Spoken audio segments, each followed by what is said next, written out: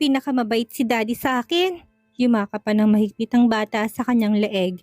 Habang naririnig ang tawanan ng kanyang mag-ama, tila nahawa si Sarah at hindi maiwasang ngumiti. Parang hindi naman pala masama na magsama ang nangyari ito. Mahal ni Zephyr si Lloyd. Hindi niya dapat hadlangan ang karapatan nito bilang ama. Hindi nagtagal, dumating sina Era at ang iba pa. Hawak ni Sunny si Levi. Habang si Vincent naman ay mukhang pinagsakluban ng langit at lupa at halatang hindi ito masaya. Bihira lang na magmukhang galit si Vincent, kaya hindi napigilan ni Sarang mapatawa.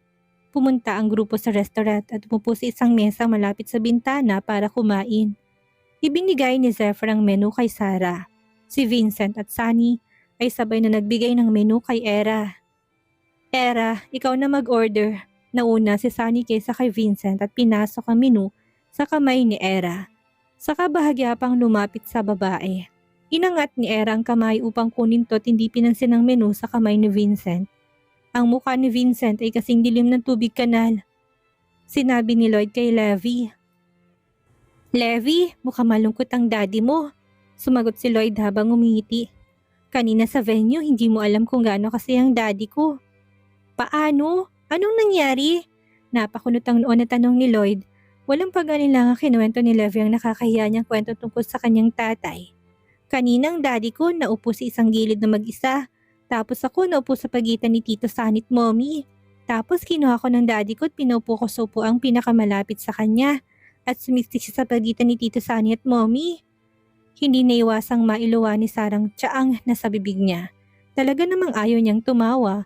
Pero hindi binigyan ni Levi ng kahit na anong respetong tatay niya at inihayag pa ng malakas ang ginawa nito. Hindi lang si Sarah ang tumawa, pati si Zephyr ay tumawa rin. Umiinom ng tsaa at tawang-tawa sa nangyari kay Vincent.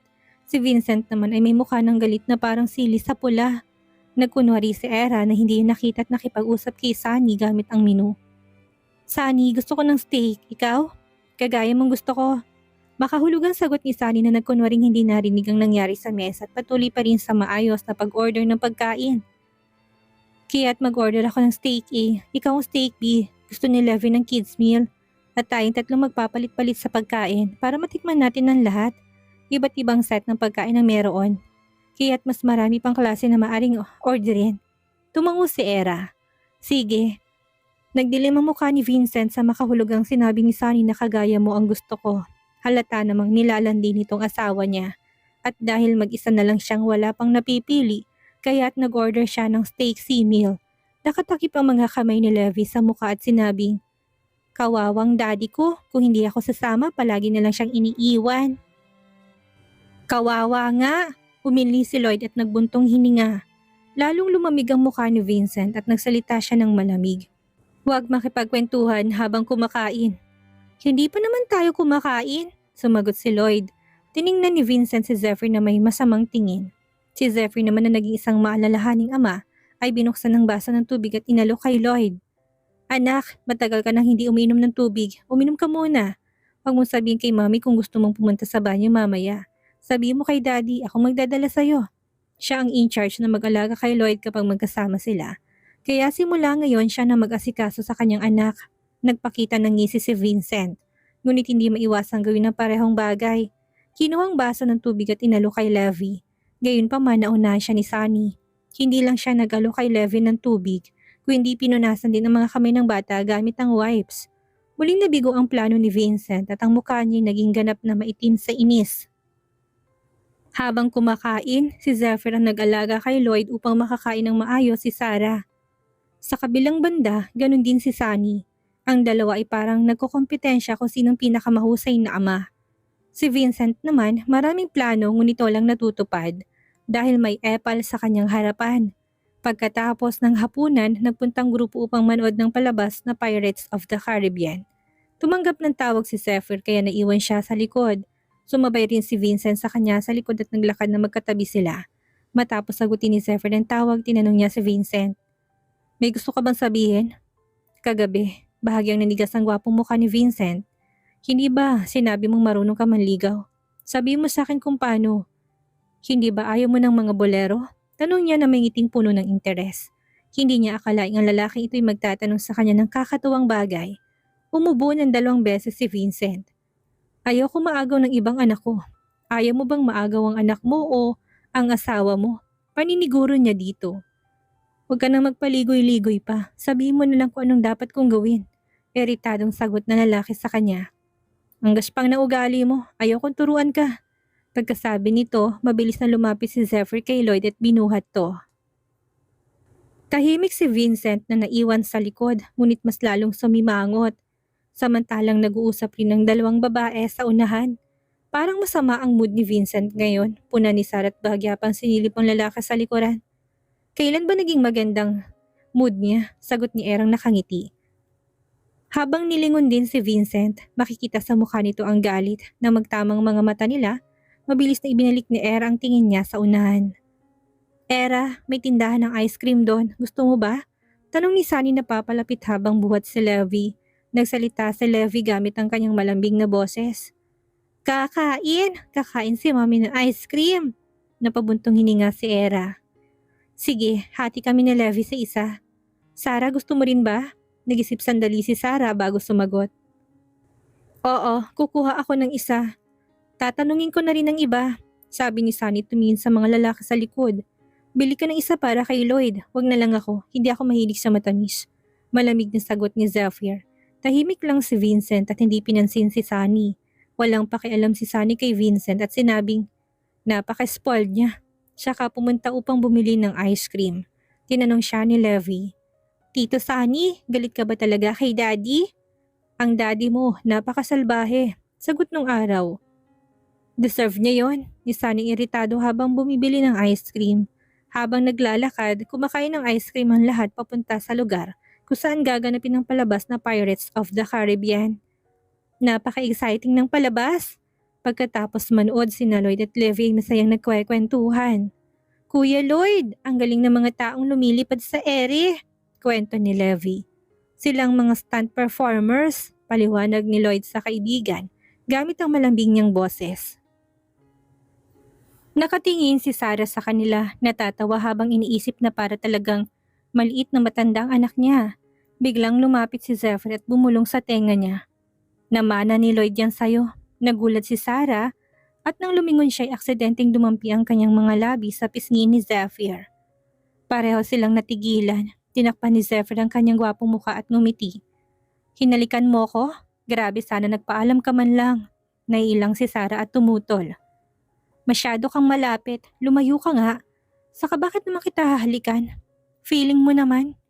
Baka nagagapuhan ka sa akin, kininitan pa siya ni Zephyr. Gusto mo kagatin kita, pananakot niya sa lalaki. Pwede naman, kaso kapag nasa kwarto na lang tayo. Saka tungumiti na may panunukso na mula nang gusto si Sarah sa sinabi ng lalaki. Kahit kailan talaga napakabastos mag-isip nito. Tinulak niya to, ngunit hindi umalis si Zephyr. Sa halip nagpatuloy ito maglakad sa tabi niya. Namana ni Lloyd ang jeans mo, magaling manligaw. Tinignan niya na masamang lalaki at sinabing, mamamatay ka ba kung hindi mo ko inaasar araw-araw? Namana daw sa kanya, magaling manligaw. So ang awkward traits galing sa kanya at ang magagaling na ugali galing sa lalaki. Napakagaling mag-isip nito. Sa kanya yung bad side at lagi nagmumula. Hindi mo ba napapansin? Tanong pa ni Zephyr na may misteryoso ngiti habang nakatingin sa kanyang mga mata. Napasimangot siya. Ang ano? Nagpapasimula lang ako ng usapan. Nakangiti pa rin si Zephyr. Hindi naman nakakaaliw ang topic mo, nirita niyang sagot. Gumiti si Zephyr ng maluwang. Hindi ba, sumagot ka rin naman? Natigilan siya, saka sumimangot. Nakakainis ka talaga. Galit ka ba dahil ninalikan mo ko kanina? Nagpapatuloy ni Zephyr. Huwag kang mag-alala, baka bumabawi ka lang sa mga paghalik ko sa'yo. Pwede bang dito naman? Tinuro nitong mga labi. Hindi makasagot si Sarah kahit nagmadali siyang maglakad ng mas mabilis at sumakay sa isang bisikleta. Ngunit, sinong mag-aakala ang sira pala ang bisikleta at may pababang dalisdis sa harapan? Nang umupo siya dito, bigla tong gumulong pababa ng dalisdis. Natigilan siya at bago pa siya makapag-react, tumilapon siya mula sa bisikleta at bumagsak sa lupa. Ang bukong-bukong niya ay sobrang sakit. Sarah! Sabay-sabay na sumigaw ang lahat, halatang nag-aalala. Si Zephyr ang unang tumakbo papunta sa kanya, agad siyang inalalayan mula sa lupa. Halata ang tensyon sa mukha nito. Sarah, ayos ka lang ba? Nagtipon rin ang iba sa paligid. Sarah, kamusta ka? Masakit ba? Tanong ni Era ng may pag-alala. Masakit, ani habang hawak ang kanyang bewang.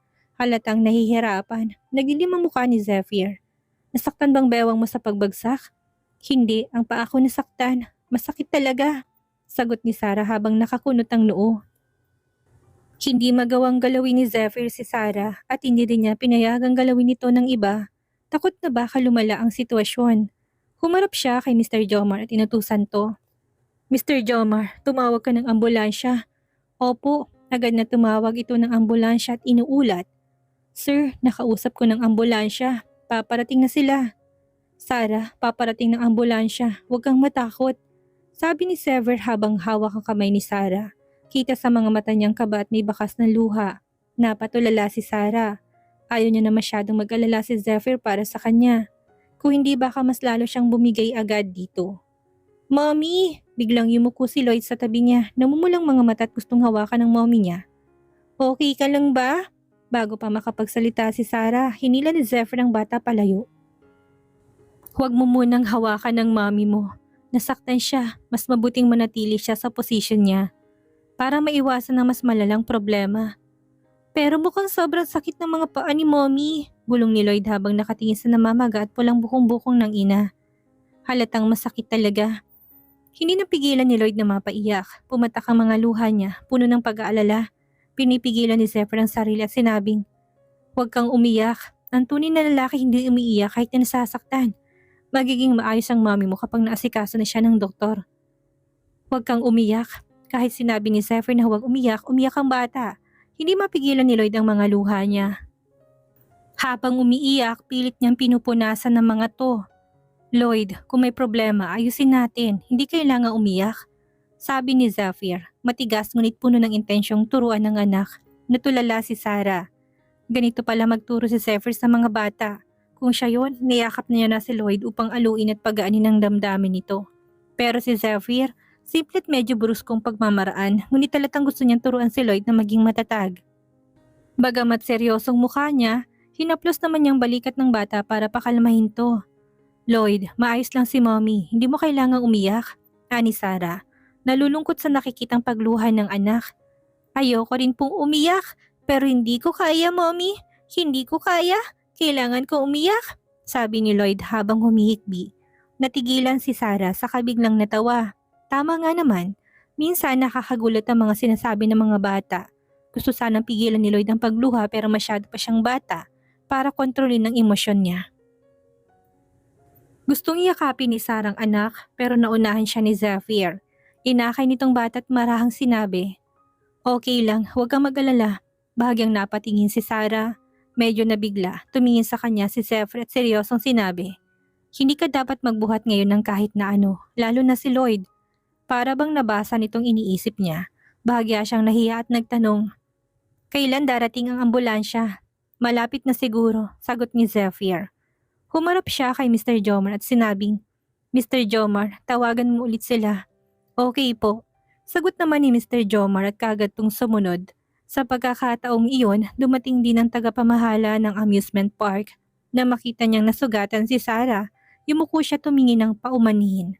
Sabay pa nga kung sasagutin nila ang lahat ng gastusin sa pagpapagamot. Malamig na nagtanong si Zephyr. Bakit nandito ang sirang bisikleta? Pinaliwanag ng tagapamahala na nasirang bisikleta ng araw na yon. Nilagay ito doon para kunin, ngunit hindi ito agad na ayos kahit na aksidente si Sarah. Hindi pinakinggan ni Zephyr ang paliwanag nito at malamig na sinabing, ang pagkakaroon ng sirang kagamitan sa paningin ng mga turista ay pagpapabaya sa tungkulin. Bagamat may punto to, pagkaramdam ni Sarah ay may kasalanan din siya. Kung hindi sana siya umupo sa bisikleta, hindi mangyayari aksidente. Hinawakan niyang kamay ni Zephyr at sinabing, hayaan mo na, nandyan yung mga walang dahilan at umpuri naman ako. Hindi nila tulubusang kasalanan. May pagkakamali din ako. Mali pa rin, sirang bisikleta yun at hindi kagad nila inayos. Sa halip nilagay pa nila sa gilid ng burol. Hindi ba't parang sinadya nilang magdulot ng aksidente? Malamig na tugon nito sa kanya. Natakot ang tagapamahala ng marinig yun at muli siyang yumuko para humingi ng paumanhin. Sinabi niya na sasagutin nila ang lahat ng gastusin sa pagpapagamot. Para kay Sarah, katanggap-tanggap naman ang kanilang pag-amin ng pagkakamali. Dumating na rin ang ambulansya. Inutusan ni Zephyr ang iba na umuwi na muna. Inihatid ni Mr. Jomar si Lloyd at ang iba pa'y umuwi ng magkakasama. Pinilit niya na sumama sa ambulansya habang hawak ang kamay ni Sarah. Medyo nahiya si Sarah at sinabing, "Hindi mo naman kailangan sumama. Asawa mo ko, nasugatan ka, kaya kailangan ko sumama sa ospital. Kung may kailangang pirmahan, ako ang gagawa nun." Sagot ni Zephyr sa kanya. Tama naman siya, ngunit hindi siya komportable habang hawak nito ang kamay niya. Pinilit niyang alisin ito. "Bitawan mo na yung kamay ko." Sumunod naman si Zephyr at binitawan ang kamay niya. Ngunit hindi pa rin ito inalis ang titig sa kanya. Lubos na nahihiya si Sarah sa buong pangyayari. "Ano ka ba? Binitawan mo nga ako. Nakatitig ka naman ng malala sa akin." Saway niya dito. "Bakit ba? Nag-aalala ko sa'yo. Isa pa, kasalanan mo yan. Masyado ka nagiging maganda sa mga mata ko." Saka ngumiti ito ng malambing. Sa ospital, binigyan si Sarah ng doktor ng isang pakete ng yelo at sinabihang maghintay. Ganito talaga sa mga banyagang ospital. Maraming prosesong kailangang daanan, kaya't inaabot ng ilang oras ang paghihintay. Naupo ang dalawa sa tahimik at bakanting lobby ng ospital. Yumuko si Sarah at sinubukang hubarin ang kanyang sapatos, ngunit biglang nakita niyang lumuhod si Zephyr at siya nagtanggal ng sapatos niya. Tinignan niya ito na nagtataka. Hindi siya makapaniwalang gagawin to ng lalaki. "Nasa bukong-buko mong sugat mo. Mahirap para sa'yo. Kaya ako nang gagawa." Sabi nito. Kinuha ang pakete ng yelo mula kay Sarah at dahan-dahang nilapat sa namamaga niyang bukong-bukong. "Kapag nahiga ka, itaas mong paa mo para bumilis ang daloy ng dugo." Nagulat si Sarah sa kaalaman nito. "Marunong ka pala nito? Hindi ba't ikaw ang nagturo sa akin?" Sagot ni Zephyr pagkatapos tumingala. Kitang-kita niyang refleksyon ng dalawang mata ni Sarah sa malalim niyang mata. "Nabalian ako ng binti nung nahulog ako sa nyebe. At ikaw ang nag-alaga sa akin. Sa unang araw na umuwi ako, sinabi mong itaas ang binti ko kapag nakahiga." Para bang naalala ni Sarah ang eksena noong panahong iyon, nakaramdam siya ng konting pagkakasala at mahina niyang sinabi. "Sinabi sa akin yun ni Dr. Rod." Napansin ni Zephyr ang guilt sa mga mata ni Sarah at natuwa. Isang magandang senyales ito, nagpatuloy siya. "Kung tutuusin, hindi lang isang beses nasaktan ng mga binti ko, may isa pang pagkakataon." Habang nagsasalita, pinatong niyang mahaba at makinis niyang kamay sa hita ni Sarah. Tiningnan ni Sarah si Zephyr. "Tama, may isa pang aksidente. Ang aksidente sa sasakyan." Nang bumaliktad ang sasakyan, walang pag-alinlangan siyang niyakap ni Zephyr upang protektahan siya. Ngunit nasaksak na mga piraso ng salamin ang binti nito. Naalala niyang madugong tagpong iyon, kaya hindi niya napigilang pumikit. "Natatakot ka ba?" Tanong ni Zephyr nang mapansin ang nanginginig na mga daliri ni Sarah. Bigla niyang hinawakan ang kamay nito at sinabing, "Huwag kang matakot, tapos ng lahat." Ang mainit niyang palad ay nagbigay init sa malamig na kamay nito. Parang pati puso ni Sarah ay uminit din. Siguro dahil napinsala siya ngayon, naging mas sensitibo at marupok ang kanyang damdamin. Marahil ay naalala ni Sarah ang mga eksena nang hindi nag-atubiling iligtas siya ni Zephyr. Kaya't ang mga mata niya ay naging malabo. Tumingin siya dito at tinanong, "Binti, may mga apektado pa ba? I mean, sumasakit pa ba?" Hindi na siya nagtanong tungkol dito pagkatapos ang insidenteng yon. Sabi nila, kapag malubha ang injury, maaaring sumakit ang binti kapag nagpapalit ang panahon. Nakita ni Zephyr ang pag-alala sa mga mata ni Sarah at mahinang sinabi, "Medyo, ang mga buto'y bahagyang dislocated noon, pero maayos na naman." "Masakit ba ito sa pangkaraniwan?" Tanong agad ni Sarah. Ngumiti si Zephyr at sumagot, "Kung tatagal ka na nakatayo, medyo magkakaroon ng konting hindi komportable. Mabilis sumakit at mangalay. Paano kapag nagpapalit ang panahon? Masakit at hindi komportable ba tulad ng sinasabi ng mga tao sa internet?" Curious siya sa nararamdaman nito, baka mamaya nahirapan din talagang lalaki. Parang hindi naman. Habang tinitingnan ng maputing mukha ni Sarah, ngumiti si Zephyr at dagdag pa, "Siguro dahil bata pa ako." "Bata pa?" Hindi makapaniwala si Sarah at hindi mapigilang matawa. 34 taon ka na." Nang banggitin niyang edad, tinignan siya ni Zephyr na may masama ng loob. "Oo, 34 na ako. Kung maghihiwalay tayo sa edad ko na ito, hindi ko alam kung makakapag-asawa pa ako sa hinaharap." "Huwag kang mag-alala, ang gwapo mo't mayaman ka pa. Maraming babaeng magugustuhan ka." Kasi ang mga mature na tatay ay kaakit-akit din sa mga babae. Hindi alam ni Sarah kung dahil sa relax na atmosphere, pero bihira na siyang magbiro sa lalaki. Nakangiti siya nang sabihin yon. Nagulat si Zephyr at tahimik na nakatingin sa mga mata niya. May mga gaya mo ba na maakit sa akin? Namilog ang mga mata ni Sarah at pagkatapos ng ilang sandali sumagot siya. Subukan mo. Subukan mo lang talagang wisit ka, sabi niya sa kanyang isipan. May gusto ako sa'yo at hindi ko kayang pigilan yun. Saka bakit ba parang pinamimigay mo na ako? Sagot ni Zephyr. Bagamat kalmado, ramdam ang tono, damdamin sa likod ng mga salita. Medyo naging mapait ang pakiramdam ni Sarah sa nagsalita. Tinutulungan ko lang na maging maayos ang relasyon natin, tapos sasabihin mo ito? Itinutulak mo na naman ako palayo? Sabi ni Zephyr sa kanya saka seryoso siyang tinignan. Hindi kayang makipagtitigan ni Sarah sa malalim na mga mata nito, kaya ibinaba niyang mga mata niya. Ayoko na munang isipin ng mga emosyonal na bagay. Kung magkakasundo tayo ngayon para sa parenting ng ating anak, mas mabuti hindi ba? Oo. Nakakagulat, tinanggap ni Zephyr ang sinabi ni Sarah at sa isang malumanay na tinig nagtanong siya. Pwede ba tayong maging magkaibigan? Magkaibigan? Muling tumingin si Sarah sa lalaki. May kabuntot na kalungkutan sa kanyang mga mata at nang makita niya nakatitig si Zephyr sa kanya, nang hindi kumukurap tila may pagnanasa sa mga mata nito. Dahil doon, muling lumambot ang puso ni Sarah. Sasabihin niya sana na bakit pakikipagkaibigan na lang ang gusto nito. Paano na siya? Pero bagkus sumagot siya ayon sa sinasabi nito. Sige, friends. Bago pa siya matapos magsalita, ngumiti si Zephyr, isang ngiti ng puno ng kabaitan. Nakaramdam ng konting kaba si Sarah, baka mamaya nga maghanap ng ibang lalaking ito. Napamura siya sa kanyang isipan. Hindi niya akalaing ganong kabigat ang ibig sabihin noon. Kaya inayos niya para maunawaan ng lalaki na kahit paano ay may chance sila. Ang ibig kong sabihin, dapat lagi tayong may communication para sa ating anak. May ugnayan tayo sa lahat ng bagay. Sige, naintindihan ko, sagot ni Zephyr. Hindi niya gaanong binigyan ng pansin ang sinabi ni Sarah at nilapat pa nito ang kamay sa ulo niya. Tinignan ni Sarah ang mukha ni Zephyr na tila isang magandang tanawin at hindi naiwasang magsalita. Sino bang nagsabing pwede mong haplusin ang ulo ng magkaibigan? Hindi ko napigilan, pasensya na, sagot ni Zephyr. Medyo nahihiya, sabay hatak ng kamay na tila nagkasala. Pinagmamasdan niyang lalaking dati puno ng kayabangan, ngunit ngayon, naging humble na at hindi nito kayang magalit sa kanya. Sa kabila ng lahat ng ito, nakaramdam siya ng kalungkutan. Napagod na si Sarah sa paghihintay kaya nakatulog na to. Tahimik na pinagmamasdan ni Zephyr ang mukha ni Sarah na makatulog to, naging payapa tahimik ang kanyang itsura. Para itong isang maliit na pusa. Dahan-dahang lumiliwanag ang mga mata niya at muling tinignan ang namamagang bukong-bukong ng babae. Matapos maglagay ng yelo, kumunti ng pamamaga nito ngunit halata pa rin itong malaki at mukhang seryoso.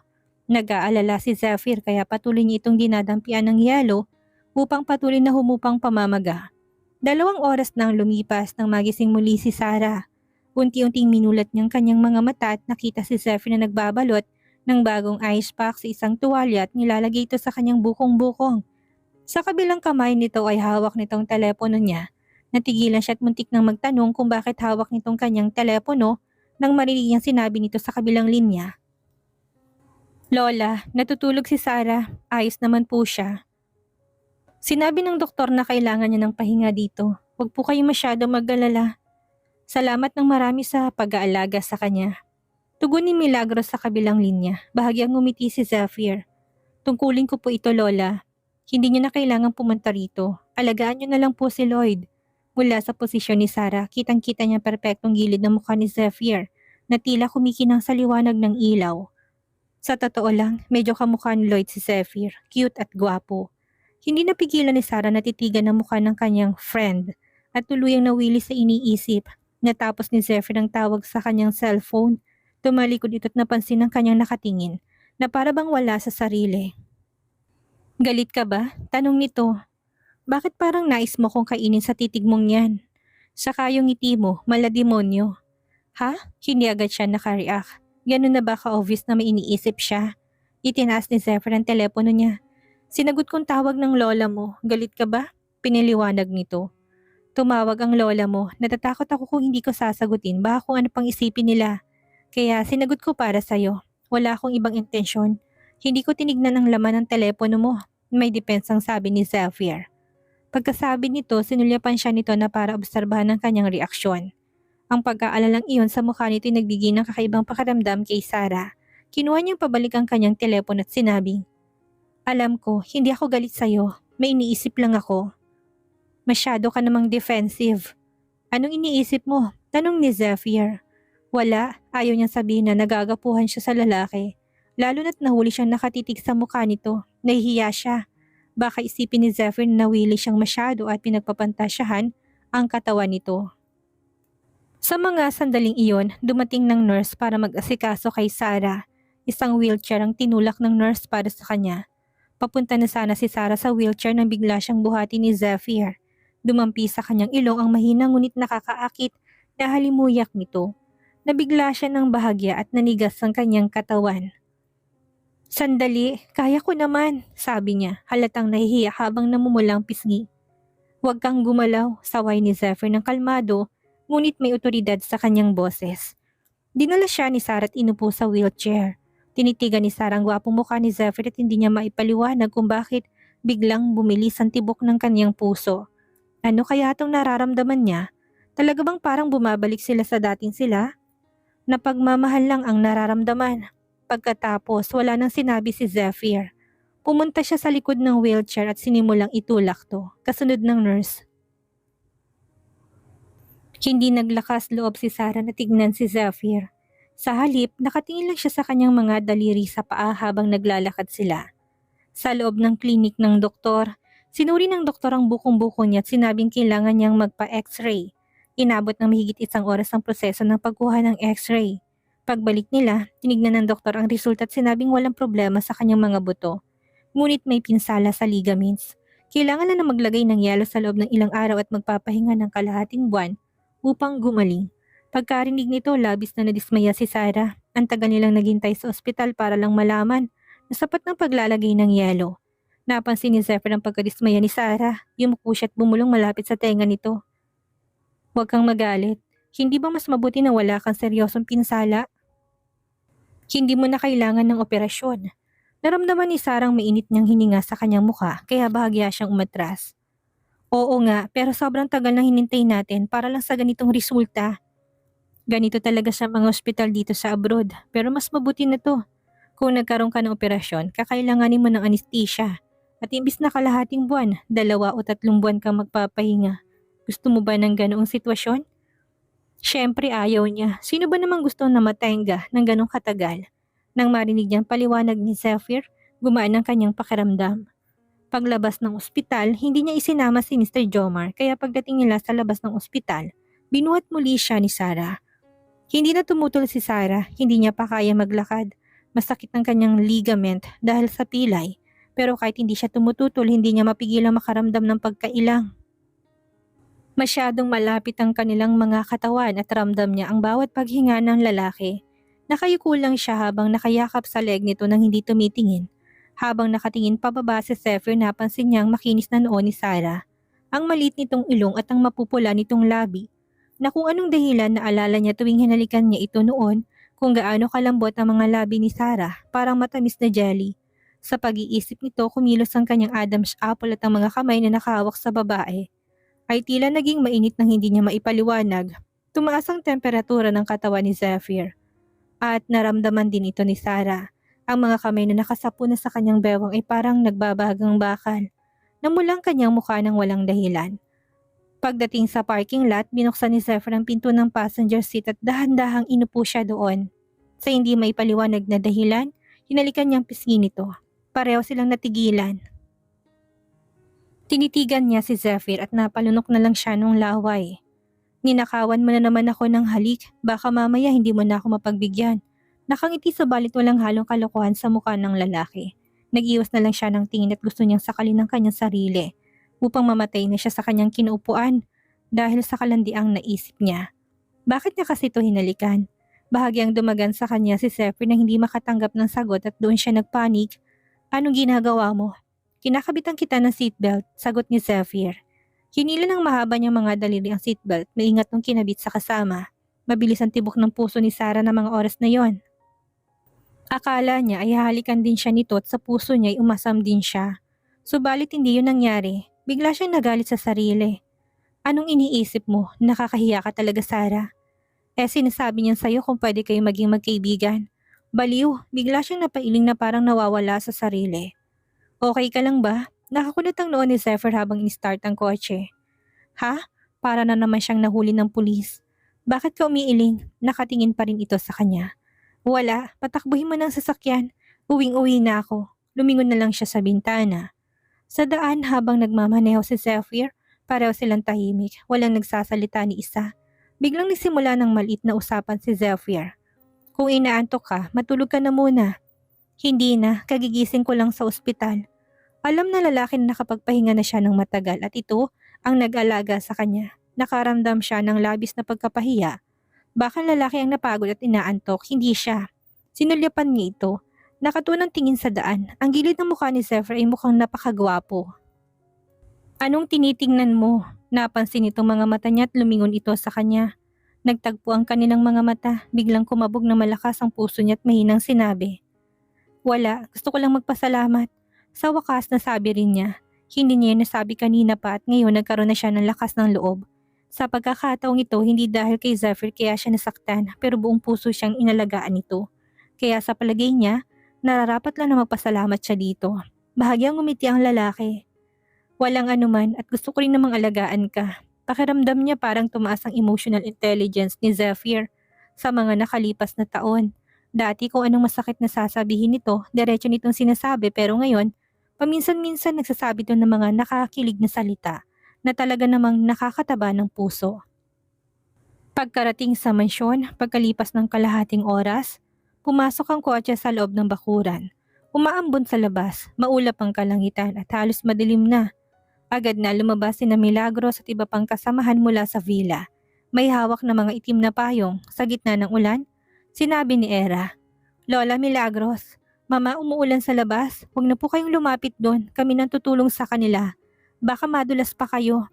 Sige, sagot ng dalawa. Tumangot na natiling nakatayo sa gate habang nag-aalala. Si Era at ang mayordomo ay nagdala ng payong at lumapit sa kotse ni Zephyr. Pagbukas ng pinto ng kotse, naisa ng tulungan ni Era si Sarah pero agad na nagsalita si Zephyr. Namamagapang paa niya, hindi siya makakalakad. Huwag mo na siyang tulungang bumaba, bubuhatin ko siya. Nagulat si Era pero kagad nang bumaba si Zephyr mula sa driver's seat. Umikot sa kotse habang nagbabasa ng ulan at binuksan ng pinto ng passenger seat para buhatin si Sarah. Sa harap ng lahat, binuhat niyang babae papasok sa villa. Si Era naman at ang mayordomo ay nasa tabi nila. Hawak ang payong habang papalapit sila kina Lola Milagros at Lola Ming, hindi maiwasang mamula ni Sarah. Samantalang si Lloyd ay masayang pumapalakpak. Yay! Nagbati na sina Daddy at Mommy. Hindi na sila maghihiwalay. Napakalakas ng sigaw ni Lloyd kaya narinig to ng lahat. Halos matunaw si Sarah sa hiya. Napatingin siya kay Zephyr pero kalmado lang ang kanyang friend. Parang walang narinig. Binuhat ni Zephyr si Sarah papunta sa ikalawang palapag. Sumunod ng lahat at pumalibot sa kama niya. Sarah, okay lang bang paa mo? Tanong ni Milagros sa mahinang tinig habang naupo sa tabi ng kama.